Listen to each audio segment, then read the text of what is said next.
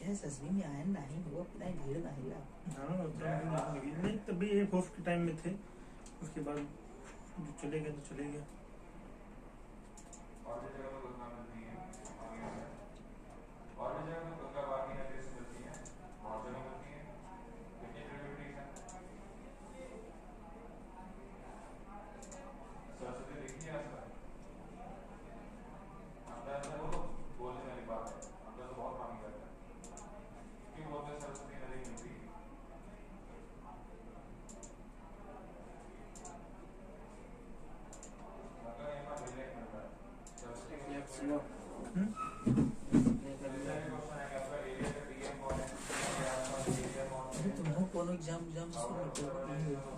क्या कहाँ से किसी का फाइनल नहीं हो रहा है साला, सब लड़के का एफएट वाला का एफएट वाला में उसमें नहीं देने गया ना। अनम्यूट करो। सीजल का देकर के आया हूँ टायर 3। अब देखिए उसका क्या होता है फाइनल में। टायर 3 दे दे मन लगा पढ़ नहीं रहे तो का दिन भर फोन तेरा आता रहता है साला मैसेज। फोन नहीं, वो तो कंपनी का मैसेज है।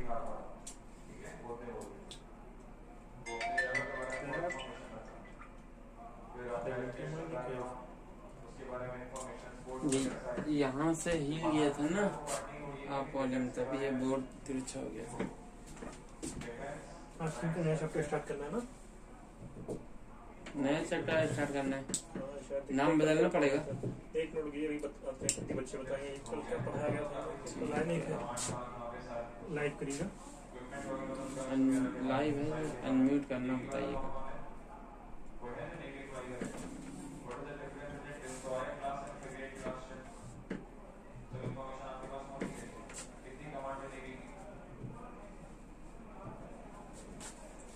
चलिए गए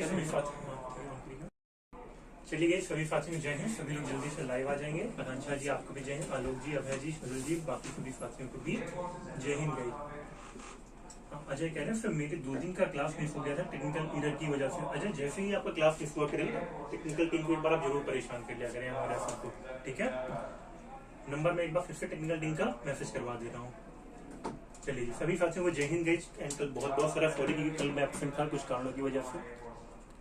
चलिए आई थिंक रेशियो प्रोपोर्शन का जो हमारा चैप्टर था वो, हाँ कुछ क्वेश्चन आपके डाउट्स में बचे हुए थे, वो ऑलरेडी चैप्टर शायद खत्म हो गया होगा, ठीक है। आज की क्लास में बेसिकली हम लोग को न्यू चैप्टर स्टार्ट करना है। किसी का भी कोई डाउट अगर रेशियो प्रोपोर्शन में बचा हुआ है गाइस तो बिल्कुल पूछ लीजिएगा, क्योंकि मुझे लग रहा है कल जो हमारे रेशियो प्रोपोर्शन में बचे हुए क्वेश्चन थे वो बिल्कुल सॉल्व हो गए होंगे, ठीक है। तो एक बार जल्दी से मुझे कमेंट करके बताइएगा कि आज नया चैप्टर स्टार्ट करना है या नहीं करना है, या रेशियो प्रोपोर्शन में कुछ बच गया है अभी भी। हाँ मंदिर थोड़ा सा वेट कर लेना, उसका भी आंसर मिल जाएगा, ठीक है। चलिए तो फिर नया चैप्टर स्टार्ट करते हैं आज का पार्टनरशिप, ठीक है। अच्छा अभय कह रहे हैं सर मिस्टेनस का 24, 25, 26 बनाए थे सर बट आंसर नहीं मिला है। चलिए अभय देख लेते हैं अच्छा क्वेश्चन नंबर मिस्टेनस का भी। अगर 1 से 2 क्वेश्चन बाकी रहा करें ना तो आप डाउट सेक्शन का भी यूज किया करें प्रॉपर। देख लेते हैं एक बार।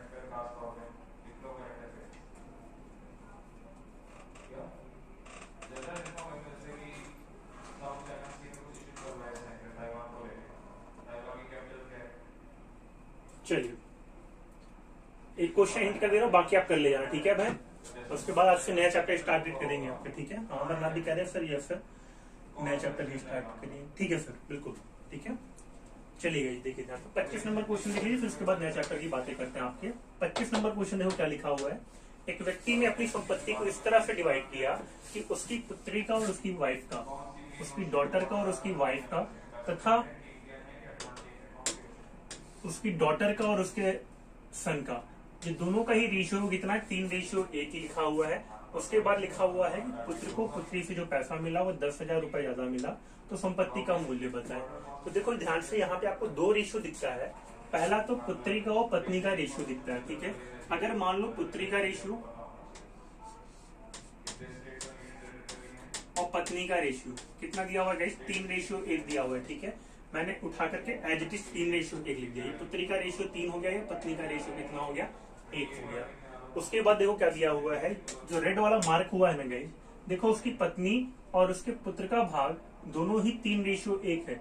यानी कि अगर मैं पत्नी और पुत्र के रेशियो की बात करूंगा तो दोनों कितना दिया हुआ है, 3:1। यानी कि आप कहोगे सब पत्नी वाला पार्ट देखो ये 3 है और पुत्र वाला ये जो पार्ट है वो कितना है, 1 है। बचे हुए पार्ट में बाकी बचे हुए नंबर को हम आगे बढ़ा देते हैं। फॉर एग्जांपल यहाँ पर 1 है तो यहाँ पर भी आप 1 को आगे बढ़ाओगे, यहाँ पर 3 है तो पीछे वाले नंबर को भी हम आगे बढ़ा देंगे, 3 आ जाएगा। ठीक है, आगे देखो ध्यान से, 3 मल्टीप्लाइड बाई 3 करेंगे तो मेरा 9 आएगा यूनिट, 1 मल्टीप्लाइड में 3 करेंगे तो मेरा 3 आएगा यूनिट, और पुत्र के लिए 1 का गुणा 1 में करेंगे तो 1 यूनिट आएगा मेरा। अब देखो उसके बाद क्या दिया हुआ प्यारे दोस्तों, यदि पुत्र को पुत्री से रुपए 10,000 कम मिला हो, पुत्र को कितना मिला है, पुत्री से 10,000 रुपए कम मिला है, तो देखो यहाँ पर आपको कितना कम दिखता है, मुझे दिखता है कि पुत्री ने यहाँ पर 9 रुपए पाए हुए हैं और पुत्र ने कितना पाया हुआ है, 1 पाया हुआ है। अगर मैं इस 9 यूनिट में से 1 घटा दूं, 9 में से 1 घटा दूं तो आपको सर 8 यूनिट का ये मान देके रखा हुआ है। 8 यूनिट का मान कितना देके रखा हुआ है, 10,000। और जब 8 यूनिट का मान 10,000 देकर के रखा है प्यारे साथियों, तो 8 यूनिट का मान 10,000, तो 1 यूनिट का मान कितना आएगा, तो आप कहोगे सर अगर मैं इस वैल्यू को कट करता हूँ ना तो 1 यूनिट का जो मान आएगा वो 1250 आएगा।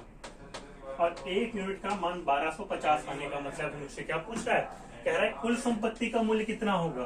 कुल संपत्ति का मूल्य का मतलब पत्नी का पैसा, पुत्री का पैसा और पुत्र का पैसा सभी को जोड़ दिया जाए, तो अगर मैं सारे के सारे पैसे को, कुल संपत्ति को जोड़ता हूं तो आपको टोटल प्रॉपर्टी बराबर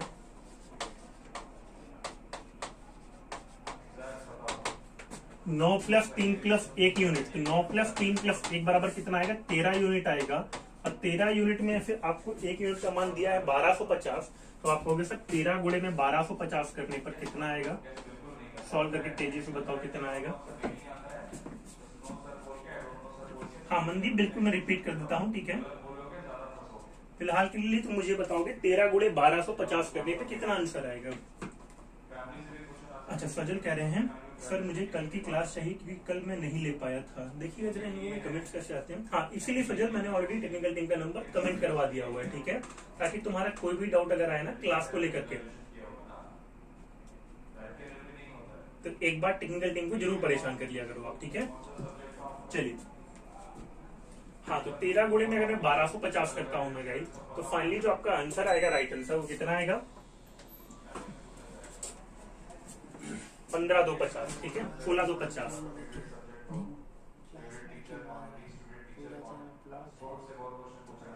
ठीक है। एक बार फिर से रिपीट कर दे रहा हूँ। हाँ, आकांक्षा का बिल्कुल राइट आ रहा है, अभय का भी बिल्कुल राइट आ रहा है। बाकी लोग एक बार फिर से देख लें क्या लिखा हुआ था क्वेश्चन में। क्वेश्चन में आपका दिया है, एक व्यक्ति ने अपनी संपत्ति को इस तरह से विभाजित किया ताकि उसकी पुत्री का और उसकी पत्नी का भाग, तो पहले में जब मान ली टोटल प्रॉपर्टी हो गया, जैसे व्यक्ति के पास टोटल प्रॉपर्टी हो गया, अब पहले जब इसने 2 लोगों को पैसा बांटना स्टार्ट किया तो पहले 2 पर्सन कौन से थे, अगर देखो ध्यान से, तो आप कहोगे देखो पहले 2 पर्सन जो मुझे दिखते हैं सर, पुत्री और पत्नी दिखते हैं। और पुत्री और पत्नी का जो रेशियो दिया है ना गाइस, देखो ध्यान से, पुत्री और पत्नी का जो रेशियो दिया हो, पुत्री रेशियो पत्नी जो दिया हुआ वो कितना दिया हुआ है, देखो तुम्हें, तो तुम्हें दिया हुआ 3:1। कितना दिया है, 3:1, यानी कि पुत्री को अगर 3 भाग मिला तो पत्नी को कितना मिला, 1 भाग मिला, ठीक है। देखो मैंने ऑलरेडी लिखा है 3:1। उसके बाद देखो क्या लिखा है, तथा उसकी पत्नी और उसके पुत्र का भाग दोनों ही 3:1 के अनुपात में है, ठीक है। तो अगर मैं यहाँ से पत्नी और पुत्र के रेशियो की बात करूं तो देखो ये भी 3:1 मुझे दे दिया है। 2 मान 3:1 दिए हैं, पहला पुत्री और पत्नी, दूसरा पत्नी और पुत्र, ठीक है। सारे मान इस तरह से 3:1 ये देने के बाद, ठीक है, तुम्हें रेशियो पुत्री पत्नी और पुत्र के बीच में रेशियो निकालना सीखा हुआ था, ठीक है। तो अगर मैं यहाँ पर रेशियो की बात करूँ, आप कहोगे सर देखो यहाँ पे खाली स्पेस में यही नंबर आगे बढ़ा देते हैं सर, यहाँ भी 1 नंबर दिखा है, इसी को हम आगे बढ़ा देंगे, ठीक है। 3 मल्टीप्लाइड में 3 कितना आएगा, 9 आएगा। 1 मल्टीप्लाइड में 3 3, 1 × 1 कितना, 1, ठीक है।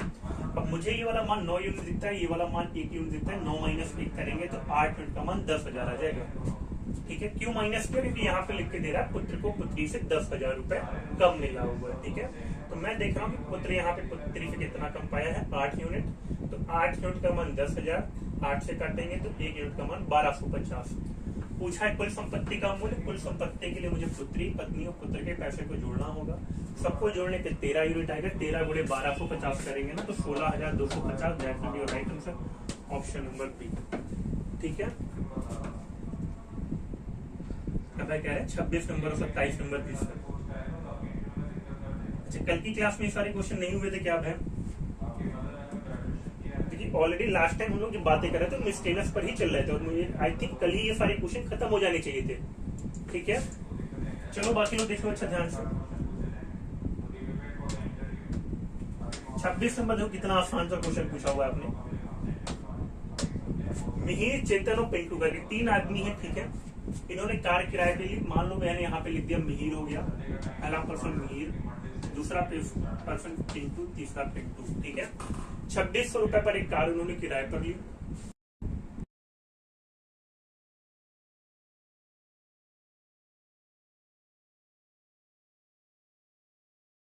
चलिए देखिए, अब अगर मैं यहाँ की बात करूँ 24 घंटे, 36 घंटे, 44 घंटे काम करते।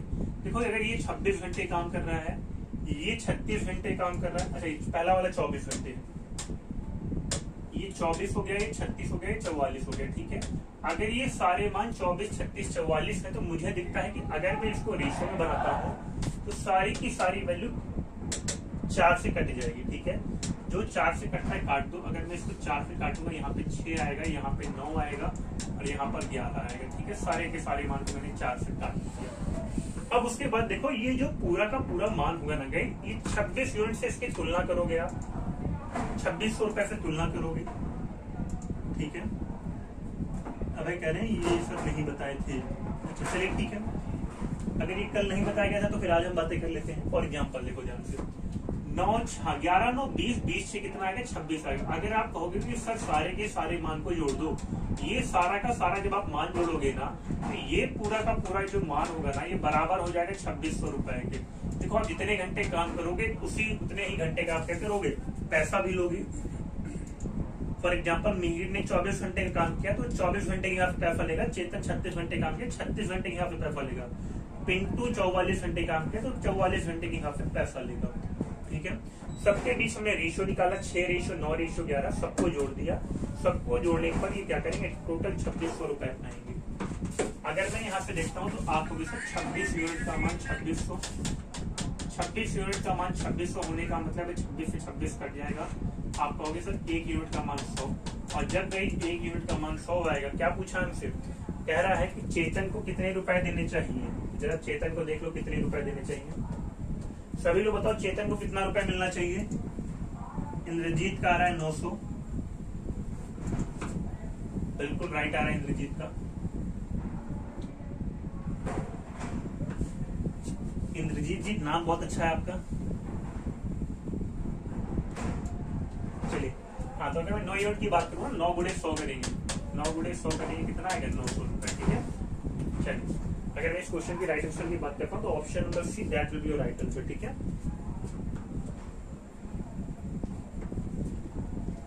हाँ सजल का भी बिल्कुल राइट आंसर है। बाकी लोगों को भी क्लियर है गाइस। ठीक है, आलोक का भी बिल्कुल राइट आंसर है। चलिए आगे नेक्स्ट चैप्टर की बातें करते हैं। आप 1 से 2 क्वेश्चन अगर बच जाएंगे ना यहाँ पे इस चैप्टर में, तो उसके लिए आप डाउट कॉन्टेस्ट में भी भेज सकते हैं। ठीक है, चीजें सारी चीजें।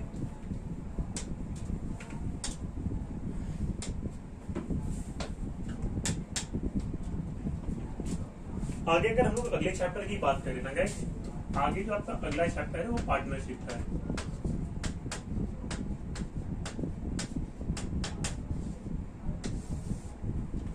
एग्जाम में अगर मैं वेटेज की बात करूँ ना तो लगभग मैक्सिमम 5th में इसका क्वेश्चन जो आता है 1 नंबर के क्वेश्चन पूछे जाते हैं इस चैप्टर से पर्टिकुलर। ठीक है, पार्टनरशिप में देखो होता क्या है, सारी की सारी चीजें, जैसे मान लो साझेदारी में 2 या 2 से अधिक व्यक्ति अगर अपने धन को किसी बिजनेस में या किसी उद्योग को जारी रखने के क्रम में अगर एक निश्चित समय के लिए क्या करते हैं, अपने फंड को लगाते हैं। ठीक है, तो इसी को हम पार्टनरशिप कहते हैं गाइस।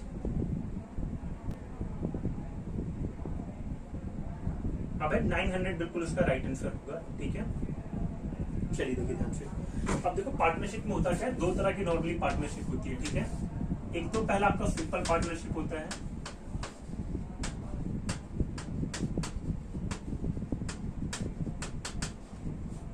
दूसरा आपका कंपाउंड पार्टनरशिप होता है।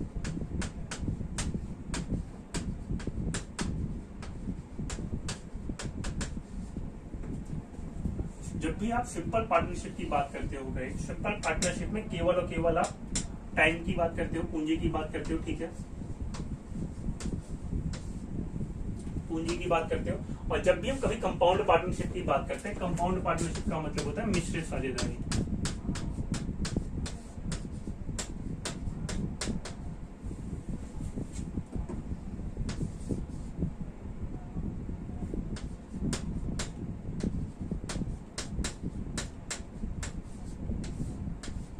सिंपल पार्टनरशिप और कंपाउंड पार्टनरशिप में केवल इतना फर्क होता है गाइस कि यहाँ पर जो पूंजी लगाई जाती है ना सिंपल पार्टनरशिप में, वो पूरे टाइम के लिए पूरे क्या किया जाता है, सेम टाइम के लिए या सेम साल के लिए लगाया जाता है, ठीक है।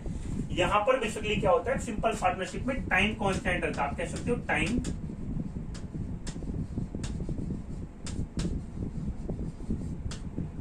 कांस्टेंट रहता है।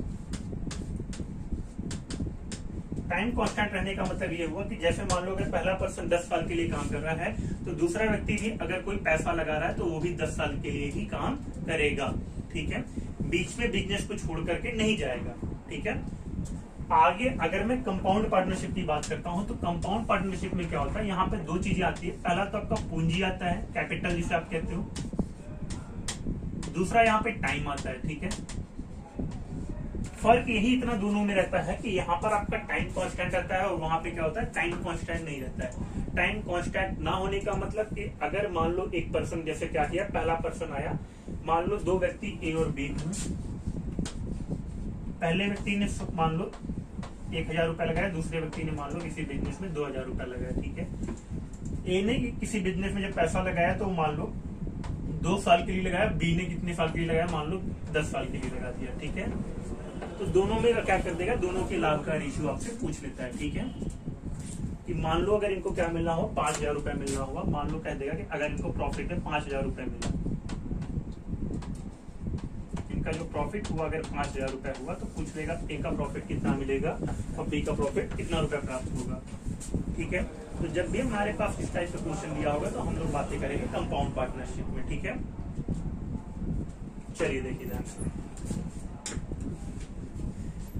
और प्रॉपर अच्छे ढंग से सभी लोग बिल्कुल नोट्स बनाते हुए चलेंगे, ठीक है। अब देखो ध्यान से, जब भी अगर मैं साझेदारी की बात करता हूं, ठीक है,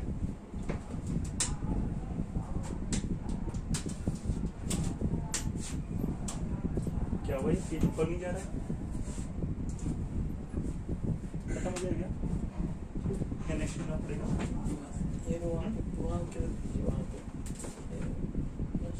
चलिए ठीक है। हाँ, तो छोटा सा चीज आप नोट करोगे, उस पर लिखोगे लाभ बराबर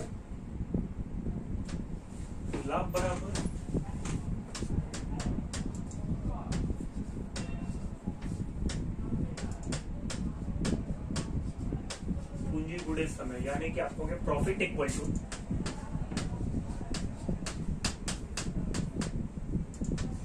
कैपिटल इनटू में टाइम।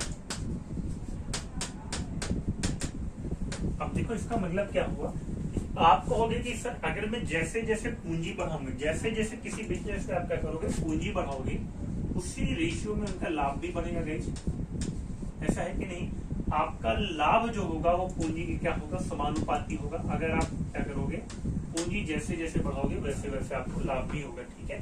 इसी तरह से अगर मैं लाभ की बात करता हूं तो लाभ इज ऑल्सो प्रोपोर्शनल टू समय, यानी कि अगर आप किसी पूंजी को जितने ज्यादा से ज्यादा टाइम तक लगाओगे उतना ही ज्यादा से ज्यादा टाइम आपको क्या होगा, लाभ होगा, ठीक है।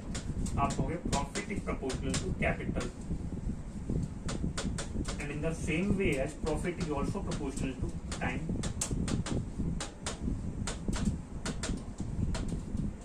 ठीक है, अब इसी फॉर्मूले पे हमारे पूरा का पूरा पार्टनरशिप सॉल्व हो जाएगा, लाभ बराबर पूंजी गुणे समय से, ठीक है। देखो कैसे, जैसे मान लो कभी भी अगर आपका टाइम कांस्टेंट हो, क्या हो गया हो, यदि टाइम कांस्टेंट हो, ठीक है,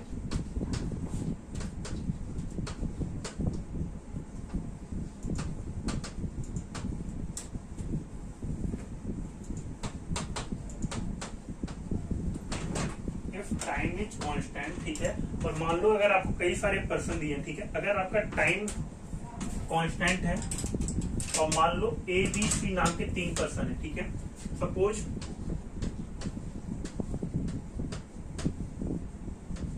there are 3 persons.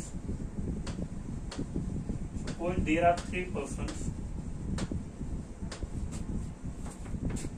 A, B, and C, who invested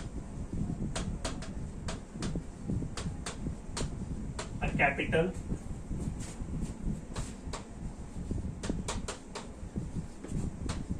C1, C2 and C3 in their businesses,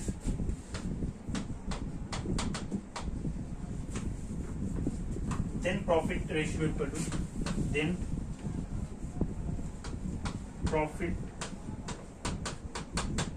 what, ठीक है। तो आपको बताना रहेगा कि मान लो इनका प्रॉफिट किस अनुपात में होगा। तो देखो ध्यान से बनता कैसे है ये क्वेश्चन, एक बात फिर से ध्यान से समझ लो कि लिखा क्या है सारी चीजें। मान लो कि आपको 3 पर्सन दिए गए हैं ए, बी और सी, ठीक है, जिन्होंने मान लो क्या किया, किसी बिजनेस में, ठीक है, कुछ पैसे इन्वेस्ट किए। पहले व्यक्ति ए ने C1 पैसे डाले, दूसरे व्यक्ति बी ने C2 पैसे डाले, तीसरे व्यक्ति सी ने C3 पैसे डाले, ठीक है। तो जब भी आपको इनके लाभ निकालने का अनुपात पूछेगा ना, तो आप कहोगे सर लाभ बराबर,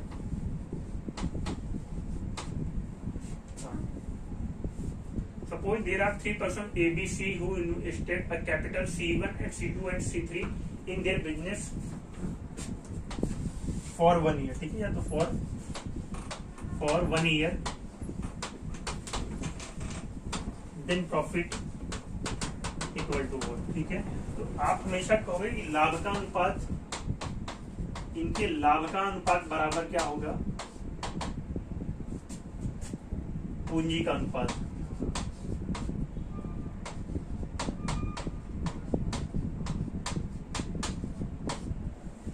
यानी कि जैसे मान के चलो, अगर आपके सामने दिया है कि इन्होंने पूंजी किस अनुपात में लगाई, तो आप कहोगे सर अगर मान लो मेरे पास पर्सन दिया हुआ ए, बी और सी, इनके पास जो पूंजी का अनुपात है वो C1 ratio, C2 ratio, C3, sir ये इनके पास पूंजी का अनुपात था, ये पूंजी का अनुपात था यानी कि कैपिटल था, ठीक है, ये क्या था, कैपिटल था। तो अगर ये कहीं इनके पास कैपिटल का रेशियो दिया हुआ है, तो हमेशा और हमेशा आप कहोगे कि सर इनके पास जो हमारे पास लाभ का अनुपात आएगा, लाभ का अनुपात आएगा,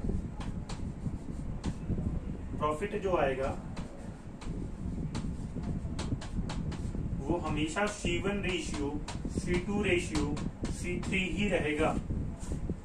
बताओ ये बातें सभी को क्लियर हैं। जैसे अगर मैंने कहा किसी बिजनेस में A, B, C है, जैसे मान लो कहा मैंने कि A, B, C, एग्जाम्पल देख लो यहीं पर, A, B, C ने मान लो अगर किसी धन को इन्वेस्ट किया, पूंजी का इनके पास अनुपात जो दिया है, पूंजी का जो अनुपात दिया है वो 7 रेशियो 5 रेशियो 13 दिया हुआ है, ठीक है। और मान लो इन्होंने 2500 रुपए पाया, कितना पाया, इनका जो टोटल लाभ है, कुल लाभ, टोटल प्रॉफिट जो इनको हुआ है, टोटल प्रॉफिट जो हुआ है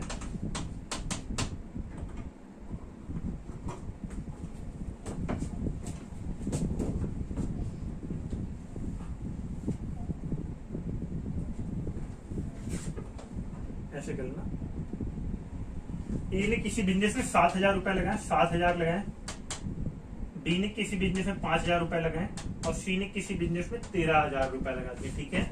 ऐसे क्वेश्चन तुम्हें दिया और ए ने किसी बिजनेस में 7,000 रुपए लगाए, बी ने किसी बिजनेस में 5,000 लगाए, सी ने 13,000 रुपए लगाए, ठीक है। टोटल प्रॉफिट जो हुआ है इनको, टोटल प्रॉफिट इक्वल टू 5,000 रुपए, 5,000 रुपए इनको टोटल प्रॉफिट हुआ है। आप बताएं ए को, बी को तथा सी को कितना कितना रुपए प्रॉफिट हुआ है। क्वेश्चन सभी को समझ में आ गया। ए का प्रॉफिट आपको बताना है, बी का प्रॉफिट बताना है, सी का प्रॉफिट बताना है, ठीक है।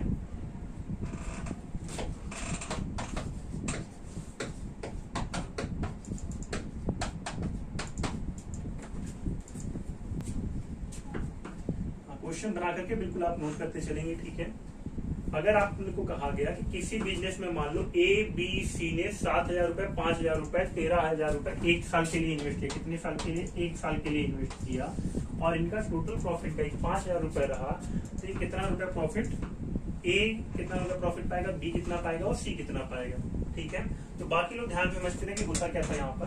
असल में जब मैं इस क्वेश्चन की बात करता था तो पूंजी का रेशियो कितना रहता था? C1 ratio, C2 ratio, C3। और आप कहते थे सर कि हमारा जो फॉर्मूला था, आपने सर अभी जो फॉर्मूला बताया था, लाभ बराबर पूंजी गुणे क्या था? समय था। एक बार फिर से देख लो, लाभ बराबर क्या था? पूंजी गुणे समय था।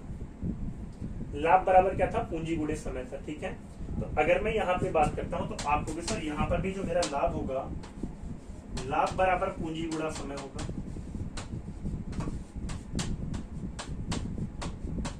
और आप कहोगे सर कि जब मेरा यहाँ पर लाभ बराबर पूंजी गुणे समय है ना, तो पूंजी तो मेरा C1 दिख रहा है। टाइम भी सर अगर देखिए आप ध्यान से, कि अगर हम ध्यान से देखें तो गाइस हमारे पास एक निश्चित टाइम दिया हुआ था कि suppose there are 3 persons A, B, C who invested a capital C1, C2 and C3 in their business for 1 year। Time कितना था? एक साल। तो गाइज असल में यहाँ पे होता क्या कि यहाँ पर टाइम भी दिया रहता है, यहाँ पर टाइम भी दिया रहता है, लेकिन क्या होता है कि सब में अगर सेम टाइम रहेगा, जैसे मान लो ये वाला भी आदमी 1 साल है, ये वाला भी आदमी 1 साल है, ये वाला भी 1 साल आदमी है, तो आप कहोगे सर C1 गुणे 1 करने पे 1C1 मिलेगा, C1 गुणे C2 गुणे 1 करने पे C2 मिलेगा, C3 गुणे 1 करने पे क्या मिलेगा? C3। तो ये 1 और 1 और 1 का गुणा करने पे कोई फर्क नहीं पड़ता है। ठीक है, हाँ तो देखो ये सॉल्व कैसे होगा। बाकी लोग देखो 7,000 रुपए, 5,000 रुपए, 13,000 रुपए लिखा हुआ है। ठीक है, तो आप कहोगे सर यहाँ से अगर मैं इनके लाभ का अनुपात निकालता हूँ सर, लाभ का अनुपात, तो इनके जो लाभ का अनुपात होगा सर 7,000, 5,000 और 13,000 लेकर के रखा हुआ है। जितने मान कट रहे हैं उसको काट दो। तो आप कहोगे सर अगर मैं यहाँ पर ध्यान से देखूं तो कुछ मान मुझे कटते हुए दिखेंगे। देखो 3 जीरो से 3 जीरो कट जाएगा सभी जगह पर। अब जब 3 जीरो से 3 जीरो कट जाएगा ना गाइस, तो आपको कहोगे सर 7:5:13 मुझे दिखता है, यही इनके लाभ का अनुपात होगा। आप कहोगे सर इनके जो लाभ का अनुपात होगा वो 7:5:13 होगा। ठीक है, अब टोटल प्रॉफिट कितना दिया था गाइस, तो आप कहोगे सर टोटल प्रॉफिट मुझे 5,000 रुपए दिखता है। टोटल प्रॉफिट अगर 5,000 रुपए है तो 7 + 5 + 13 कर दोगे आप, 7 + 5 + 13 कर दो, तो आप कहोगे सर सारे के सारे प्रॉफिट का रेशियो, सारा का सारा प्रॉफिट का रेशियो जोड़ने के बाद सर ये पूरा जो मान होगा ना, ये बराबर हो जाएगा किसके? 5,000 के। 5,000 दिया है, 5,000 के बराबर हो जाएगा। और जब ये मान गाइस 5,000 के बराबर हो जाएगा तो सभी लोग मुझे बताएं ए को कितना लाभ मिलेगा, बी को कितना लाभ मिलेगा और सी को कितना लाभ मिलेगा। देखो अभी एक क्वेश्चन की बातें करते चलेंगे एग्जांपल पर, ठीक है, लेकर के, लेकिन अभी पहले स्टार्टिंग में थोड़ा जो थ्योरेटिकल पार्ट है ना उस पर हम बातें कर लेते हैं डीप में चल करके। अभी जब हम एग्जांपल पर बातें करेंगे ना तो सारी चीजें बिल्कुल क्रिस्टल क्लियर रहेंगी। ठीक है, जैसे अगर मैं यहाँ की बात करता हूँ ना, 7, 5, 13 लिखा है, तो सबको जब आप जोड़ोगे गाइस, सबको अगर आप जोड़ते हो ना तो आप कहोगे सर सबको जोड़ने पे 7, 5, 12, 13, 25 मिलेगा। 25 यूनिट का मान सर अगर 5,000 हो गया, 25 यूनिट का मान अगर 5,000 हो गया ना प्यारे साथियों, तो काटोगे तो आप कहोगे सर इनको काटने पे मुझे 1 यूनिट का मान दिखता है 200। और प्यारे दोस्तों जब आपको मिलेगा ना 1 यूनिट का मान 200, 1 यूनिट का मान अगर 200 मिलेगा तो आप कहोगे देखो सर ए कितना पाया है, मेरा 7 यूनिट पैसा पाया। ठीक है, तो आप कहोगे सर ए का प्रॉफिट बराबर, यहाँ पे मैं लिख देता हूँ, ए का प्रॉफिट बराबर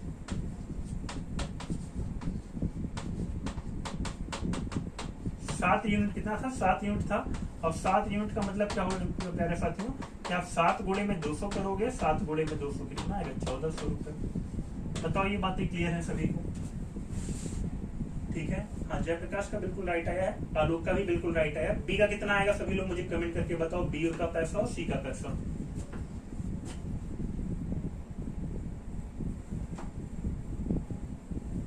बी का निकाला हुआ है जयप्रकाश, 1 जीरो ज्यादा लगा दिया। ठीक है, सी का 2600। ठीक है, बस 1 जीरो ज्यादा लगा दिया है जयप्रकाश। यहाँ पे देखो 5,000 रुपए है, 50,000 नहीं है, 5,000 है। ठीक है, चलो देखो ध्यान से, तो बी का अगर मैं पैसा बोलूँ ना, बी का प्रॉफिट, तो बी का प्रॉफिट देखो सभी लोग ध्यान से, यहाँ पे आपको कितना दिखता है? 5 यूनिट दिखता है बी का प्रॉफिट मुझे। ठीक है, जब बी का प्रॉफिट 5 यूनिट होगा ना तो आपको सर देखो 1 यूनिट का मान कितना था? यहाँ पे 200 था, तो 5 यूनिट का मतलब 5 × 200, और 200 गुणे 5 करने पे कितना आएगा प्यारे साथियों? 1000 आएगा ये। इसी तरह से अगर मैं सी की बात करता हूँ तो सी का कितना हो जाएगा? सी का देखो ध्यान से, तो सी का प्रॉफिट आपको होगा सर 13 गुणे में 200 हो जाएगा। सी का प्रॉफिट बराबर 13 गुणे में 200, ठीक है, बराबर 2600 रुपया। ये बातें समझ में आई सभी को? तो बस केवल और केवल इतना ध्यान रखना है कि जिस अनुपात में अगर 2 व्यक्ति दिया है, 2 व्यक्तियों के पूंजी का जो अनुपात होगा वही उनके लाभ का अनुपात होगा, ठीक है। यहाँ पर मैं छोटा सा पॉइंट लिख भी दे रहा हूँ कि 2 व्यक्ति, 2 या 2 से अधिक व्यक्तियों की पूंजी का अनुपात थी। यहाँ पे मैं छोटा सा पॉइंट बना के लिख दे रहा हूँ कि समान समय के लिए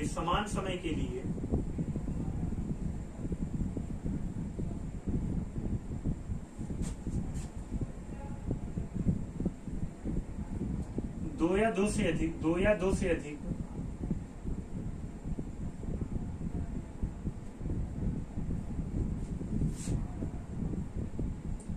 व्यक्तियों की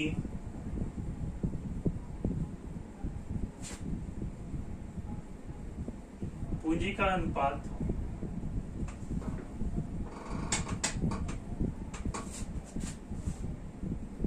ही उनके लाभ का अनुपात होगा।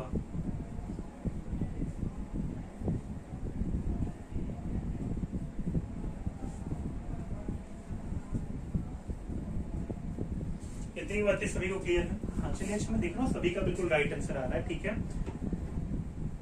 चलिए, साधारण साझेदारी पे अगर सभी को सारी बातें क्लियर है ना, तो फिर एक क्वेश्चन की बातें कर लेते हैं गाइस। देखो ध्यान से, अगर मैं क्वेश्चन की बातें करता हूँ, चलो एग्जांपल सॉल्व करते हैं इससे जुड़ा हुआ।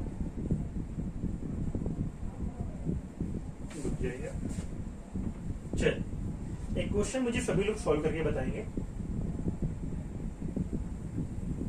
चलिए, ये क्वेश्चन पढ़ लीजिए और बताइए सभी के लाभ में हिस्सा क्या क्या आएगा। उदाहरण ये आपके सामने मैंने लिख करके दे दिया हुआ है। सभी लोग मुझे इस क्वेश्चन का सॉल्यूशन करके बताएं कि ए, बी और सी को कितना कितना पैसा मिलेगा, ठीक है। चलिए बताइए कितना मिलेगा। ये आपका एग्जांपल हो गया, सभी लोग सॉल्व करके बताएं कितना आएगा। अच्छा मैं देखा, अजय का आया हुआ था, सजल का आया हुआ था, आलोक का आया था, जयप्रकाश का, अमरनाथ का आया हुआ था आंसर। अच्छा, सबके आंसर मुझे बिल्कुल करेक्ट दिख रहे हैं। अमरनाथ ने थोड़ा सा लास्ट में गड़बड़ाया है, 1300 लिख दिया अमरनाथ, तो 1300 नहीं 13 गुणे 1300 तो ढाई, 1300 में 2 का गुणा करना भूल गए मुझे लग रहा है, ठीक है। 1300 गुणे 2 करेंगे तब 2600 आ जाएगा।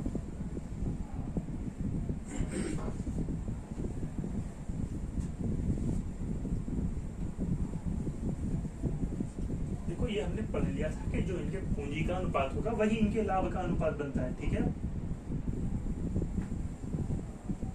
और जितनी मेहनत मैं यहाँ पे करता हूँ ना क्लास में, हाँ क्लास खत्म होने के बाद उतनी ही मेहनत आप घर पर भी करते रहोगे गाइस, ठीक है। हाँ, अब अमरनाथ ने बिल्कुल सही कर दिया, पीछे वाला 2600, ठीक है। तो जितनी मेहनत हम क्लास में करेंगे ना, क्लास के बाद भी आप उतने ही एफर्ट्स डालोगे, ताकि जो आपके सपने हैं ना जो थोड़े से दूर आपको दिख रहे थे, अभी तक दिख रहे थे, वो थोड़ा पास में आ जाए, ठीक है। और फाइनली आप उन्हें पा भी सको, पूरे भी कर सको। कोई बात नहीं अमरनाथ, अब आप सही कर लिया तब ठीक है।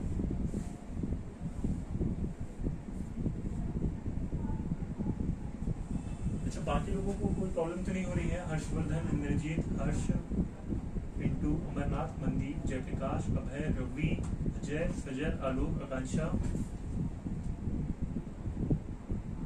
ये वाला क्वेश्चन सभी का बिल्कुल राइट आना चाहिए गाइस।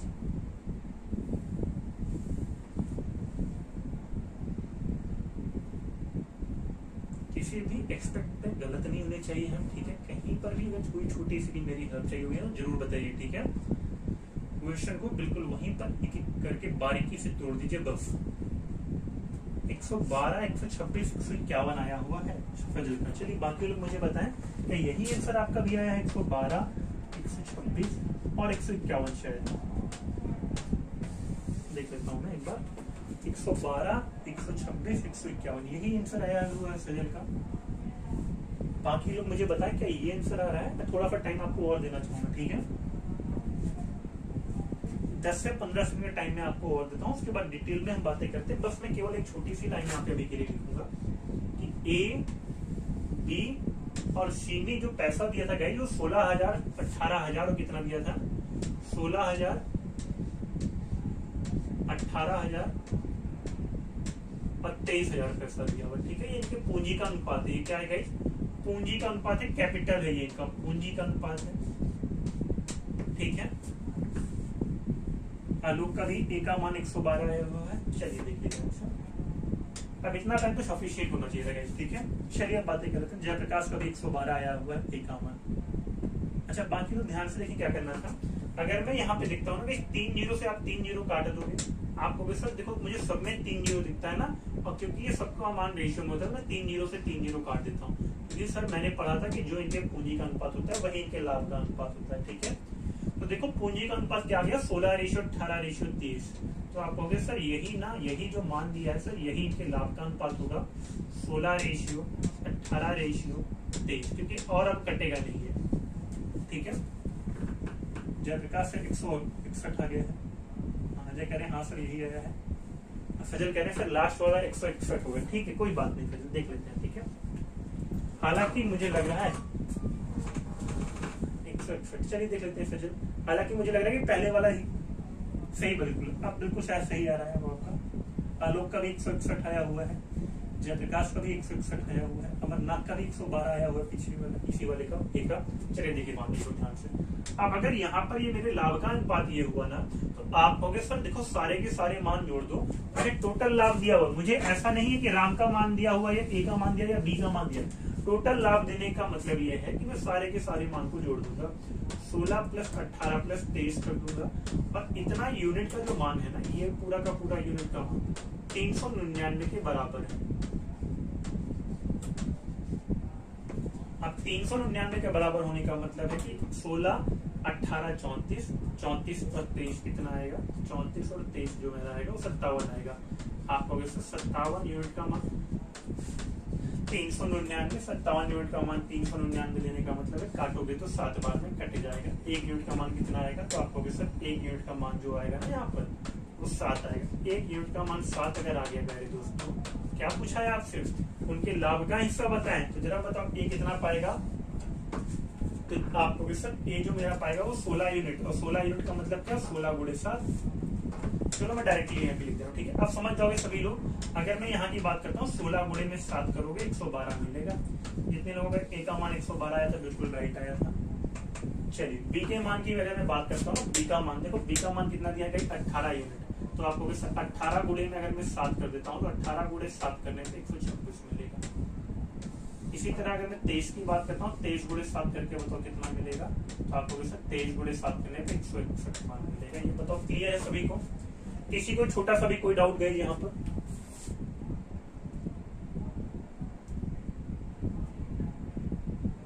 अच्छा, जिनका जिनका भी आंसर नहीं आया है ना, बिल्कुल आंसर आते रहना चाहिए गाइस। किसी को कोई छोटा सा भी डाउट, देखो केवल अभी हमने टाइप नंबर 1 की बातें किया हुआ है। ठीक है, और एक एक टाइप पर बिल्कुल डिटेल में बात करते हुए चलेंगे, नोट्स जरूर बनाते हुए चलना। ठीक है, ताकि कोई भी क्वेश्चन किसी भी प्रोस्पेक्टस पे आपसे मिस ना होने पाए। ठीक है, बन जाएगा सभी से। चलिए एक बार यहाँ पे सॉल्यूशन भी देख लीजिए सभी लोग, ताकि सारी चीजें क्लियर हैं। इनके लाभ का जो अनुपात दिया था गई वो क्या था, 16,000, 18,000, 23,000। उसके बाद लाभ को क्या किया गया, 16:18:23 में तोड़ा गया। छोटा कर लेते हैं, हमें पता है रेशियो छोटा सा छोटा मान होता है रेशियो का। ठीक है, वैल्यू का। तो 16:18:23 को हमने जोड़ा, कितना आ गया, सबको जोड़ लेते 57 यूनिट आ गया। 57 यूनिट का मान कितना कहोगे आप कहोगे सर यही जो 57 यूनिट का मान होगा 399 के बराबर हो जाएगा। ठीक है, चल यहाँ तक की चीजें अगर क्लियर है ना सभी को, तो फिर आगे की बातें कर लेते हैं गाइस। आगे की बातें कर लेते हैं। अब आगे अगर मैं क्वेश्चन की बातें करता हूँ, तो चलो एक क्वेश्चन तेजी से सॉल्व करके बताओ सभी को। ठीक है, टाइम हो गया, लेकिन मैं चाहता हूँ तेजी से सॉल्यूशन करके बताना।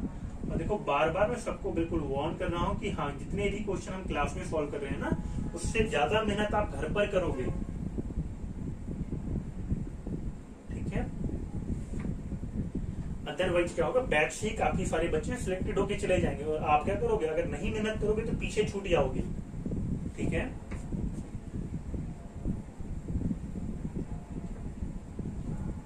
क्योंकि बोर्ड पर तो मैं आपके साथ बहुत सारी मेहनत करूंगा ही, लेकिन हाँ आपको भी वहां पर फोन के दूसरी ओर से भी मेहनत करनी होगी। ठीक है, दिलीप तथा मनोहर ने पूंजी का रेशियो दिया हुआ है, टोटल लाभ दिया हुआ है, मुझे बता सकते हैं आप आसानी से कितना कितना ये पैसा पाएंगे दिलीप और मनोहर। तो तेजी से सॉल्व करिए, बस केवल वैल्यू लिखूंगा यहाँ पर कि दिलीप ये है, मनोहर ये है, 10,000 और 15,000 पा रहे हैं, सॉरी 1 लाख और 1.5 लाख पा रहे हैं, 1 लाख और 1.5 लाख पाया हुआ है। चलिए आगे आप सॉल्व करके तेजी से होते कितना आएगा। 960 आया है सजल का, ए का हिस्सा, बी का हिस्सा बताइए सजल।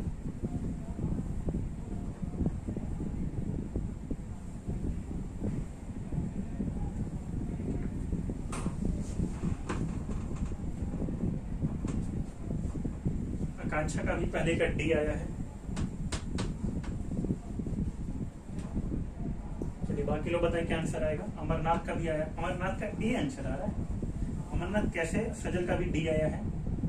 अच्छा 960 देख करके अमरनाथ उसके साथ ए के साथ चले गए थे। आगे भी देख लो, अभी भी दूसरा भी निकालना है।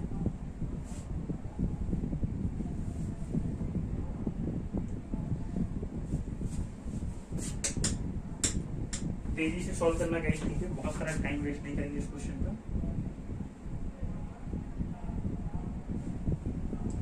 देखो ये मान 10,000 15,000 देने का मतलब 1 लाख, 4 जीरो यहाँ कटा, 4 जीरो यहाँ कटा, ये मान 10 है, ये मान 15 है, काटोगे तो 5 से कटेगा 3 आ जाएगा, इधर कटेगा 2 आ जाएगा। आप कहोगे सर 2:3 ये मेरा लाभ का अनुपात होगा। 2:3 का मतलब 5 यूनिट। ठीक है, 5 यूनिट का मान 2400 के अगर बराबर हुआ तो आप कहोगे सर यहाँ से मेरा जो 1 यूनिट का मान निकलेगा वो 480 निकलेगा, काटोगे तो आएगा 480। ठीक है, और 1 यूनिट का मान जब 480 आएगा ना प्यारे दोस्तों, तो दिलीप कितना पाया है 2 यूनिट, यानी कि 2 गुणे 480, तो 960 आ जाता है। ठीक है, और इसी तरह अगर मैं एम की बात करता मनोहर की, तो मनोहर 3 गुणे 480 पाया है, 3 गुणे 480 का मतलब 1440 रुपए। बताओ इतनी बातें क्लियर है सभी को? ठीक है, हाँ अमरनाथ का भी डी आ गया, जयप्रकाश का भी डी आ गया है। चलिए डी होगा बिल्कुल, अमरनाथ डी बिल्कुल राइट आ रहा है। बाकी सभी का भी आ जाएगा गाइस। ठीक है, चलिए बाकी जो बचे हुए क्वेश्चन होंगे ना, देखो बचे हुए क्वेश्चन कल के लिए मत छोड़ देना कि मैं आकर एक क्लास में कराऊंगा। ठीक है, वो तो बिल्कुल होगा, लेकिन हाँ बाकी सारे क्वेश्चन अटेम्प्ट जरूर करके आना। ठीक है, एक बार मैं यहाँ पर भी बोर्ड पे स्लाइड कर दे रहा हूँ ताकि आपको चीजें दिख जाए, कौन कौन से क्वेश्चन आपको सॉल्व करके आने। ठीक है, हाँ 1 2 3 और ये सारे के सारे नंबर। ठीक है, ये सारे के सारे 3-4 क्वेश्चन, ये जो 3 क्वेश्चन दिया हुआ ना लाइन से सॉल्व करके आना। दूसरी बात मिस्टेकनेस की भी कुछ पन्ने पलट लेना। ठीक है, पीडीएफ बिल्कुल आपको अपलोड हो जाएगी, 5:30 बजे तक मिल जाएगी। ठीक है, तो आज के लिए इतना ही रखते हैं। सभी साथियों जय हिंद, मिलते हैं आपको से अगली वाली क्लास में। अजय का भी राइट आंसर आ रहा है।